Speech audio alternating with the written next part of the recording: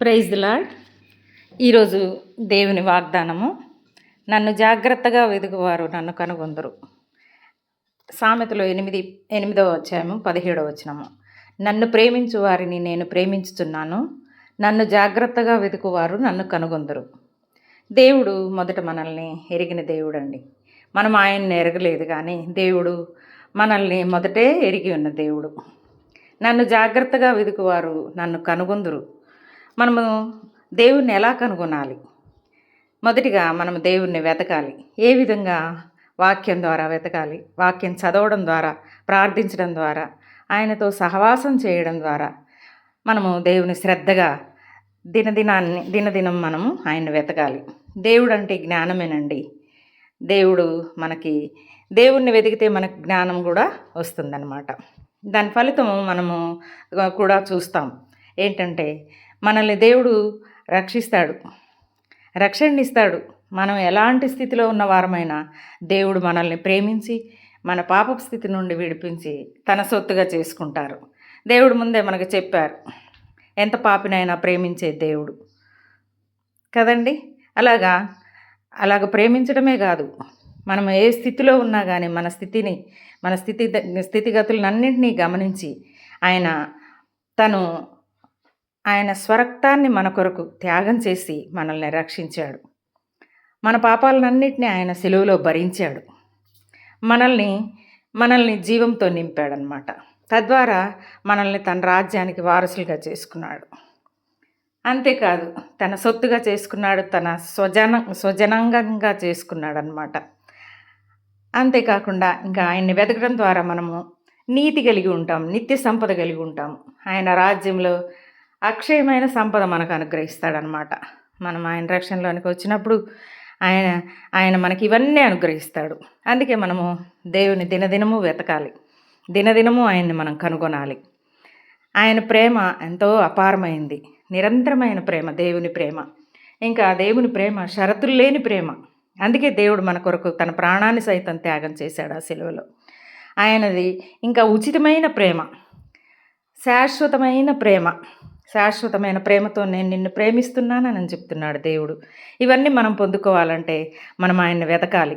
1 యోహాను 4:8 దేవుడు ప్రేమాస్వరూపి అని వ్రాయబడి ఉంది.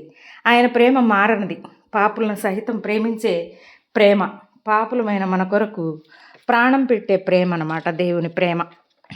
అలాంటి దేవుని ప్రేమను మనం పొందుకోవాలి. శాశ్వత జీవాన్ని ఇచ్చే ప్రేమ దేవుని ప్రేమ, మన దేవుని ప్రేమ. త్యాగపూరితమైన ప్రేమ దేవుని ప్రేమ. రోమా 8:5 మనం ఇంకా పాపులమై ఉండగానే మన కొరకు క్రీస్తు చనిపోయాను, నీ తల్లిదండ్రులు విడిచినా నేను నిన్ను విడువను అంటున్నాడు దేవుడు. ప్రతిరోజు కాచి కాపాడే ప్రేమ మన దేవుని ప్రేమ. యోహాను 3:16 దేవుడు అంటున్నాడు, దేవుడు లోకమును ఎంతో ప్రేమించినని. మనకందరికీ తెలిసి వాక్య భాగం. దేవుడు లోకాన్ని ఎంతో ప్రేమించాడు, లోకంలో ఉన్న మనందరినీ ప్రేమించాడు. అందరి కొరకు, అన్యులను మనల్ని అందరినీ ప్రేమించాడు దేవుడు, వ్యత్యాసం చూపలేదు. అలాగే దేవుని ప్రేమ కృపతో కూడిన ప్రేమ, ఆయన ప్రేమ. ఇంకా విడిచిపెట్టని ప్రేమ దేవుని ప్రేమ. పరిశుద్ధ గ్రంథంలో మనం చూస్తాం, మన పితరులను చాలామంది చూస్తాం దేవుని ప్రేమించిన వారిని. అందులో మనం దావీదు మహారాజుని జ్ఞాపకం చేసుకుందాం. దావీదు మహారాజు దేవుణ్ణి హృదయపూర్వకంగా ప్రేమించాడు, ఆయన్ని వెదికాడు, దేవునికి స్నేహితుడయ్యాడనమాట. ఆ విధంగా మనం కూడా దేవుణ్ణి హృదయపూర్వకంగా వెతకాలి. 1 యోహాను 4:19 20 వచనాల్లో అంటున్నాడు, ఎవడైనాను దేవుని ప్రేమించుచున్నానని చెప్పి తన సహోదరుని ద్వేషించిన ఎడల అతడు అబద్ధికుడు. తాను చూచిన సహోదరుని ప్రేమించలేనివాడు తాను చూడని దేవుణ్ణి ఎలా ప్రేమిస్తాడని అంటున్నాడు దేవుని వాక్యంలో. కాబట్టి మనం ముందుగా దేవుని ప్రేమను కలిగి ఉంటే మనం అందరినీ ప్రేమించగలిగే మనస్సు మనకు వస్తుంది. అందుకే అంటున్నాడు పరిశుద్ధ గ్రంథంలో, క్రీస్తు యేసునకు కలిగిన మనస్సు మీరును కలిగి ఉండడు అంటున్నాడు పౌలు గారు. అంటే అలాగే మనం దేవుని ప్రేమించాలి. నీకు జ్ఞానం కావాలంటే దేవుని ప్రేమించాలి. ఇంకా దేవుని యందు భయభక్తులే మనకి జ్ఞానం అండి. దేవుని యందు భయభక్తులు కలిగి ఉంటే జ్ఞానం దేవుడు అనుగ్రహిస్తాడు మనకి.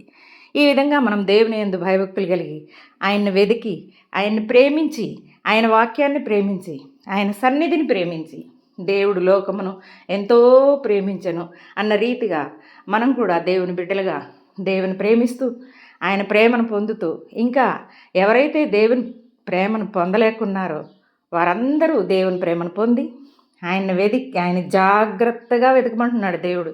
జాగ్రత్తగా వెతికి దేవుని కనుగొనాలని చెప్తున్నాడు వాక్యంలో. అలాగే రక్షణలోనికి నడిపింపబడాలని ప్రభు కోరుకుంటున్నాడు. ఆ విధంగా ఆయన్ని ప్రేమిస్తే, ఆయన్ని వెతికితే, ఆయన్ని కనుగొన్నట్లయితే మన జీవితాల్లో సంతోషము, సమాధానము, అన్ని విషయాల్లో ఆర్థికంగా, ఆరోగ్యపరంగా మరి ఇంకా ఏ కొదువు ఉండదు. దేవుడు మనకు తోడుగా ఉండి మనకు సహాయం చేస్తారు.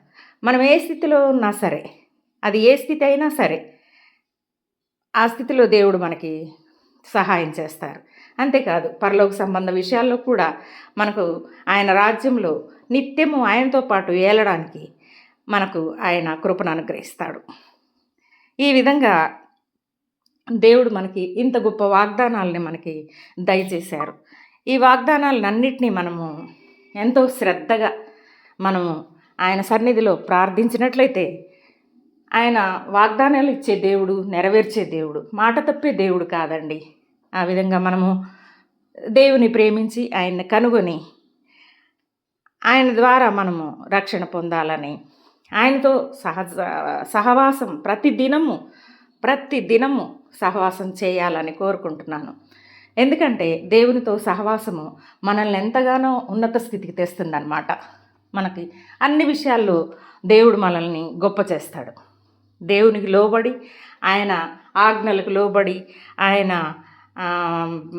ఆయన యొక్క వాక్యానికి లోబడి, ఆయన్ని ప్రేమించి, ఆయన వాగ్దానాలని మనము దినదినము జ్ఞాపకం చేసుకుంటూ, దినదినము ప్రార్థనలో మనము జ్ఞాపకం చేసుకొని ఆయన్ని ప్రార్థించినట్లయితే దేవుడు మనకి సమస్తము అనుగ్రహించే దేవుడు.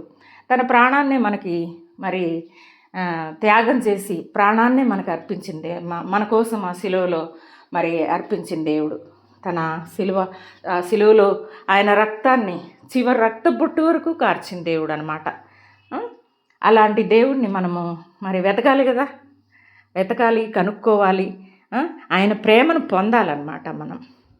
దాని ద్వారా మనము నిత్యము ఆయన రాజ్యంలో ఆయనతో పాటు ఆయన ప్రేమను పొంది ఆయనతో పాటు మనము ఆయన యొక్క నిత్యరాజ్యంలో, పరలోక రాజ్యంలో మనము ఆయనతో పాటు యుగాలు ఏలాలన్నదే ఆయన ప్రణాళిక అన్నమాట.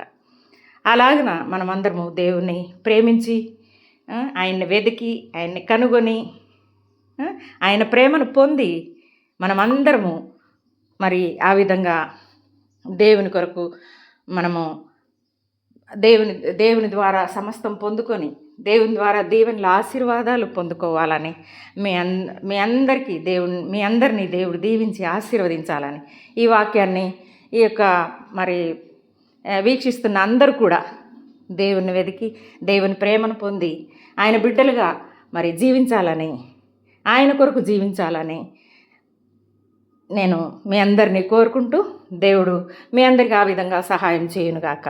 ఆమేన్. Praise the lord.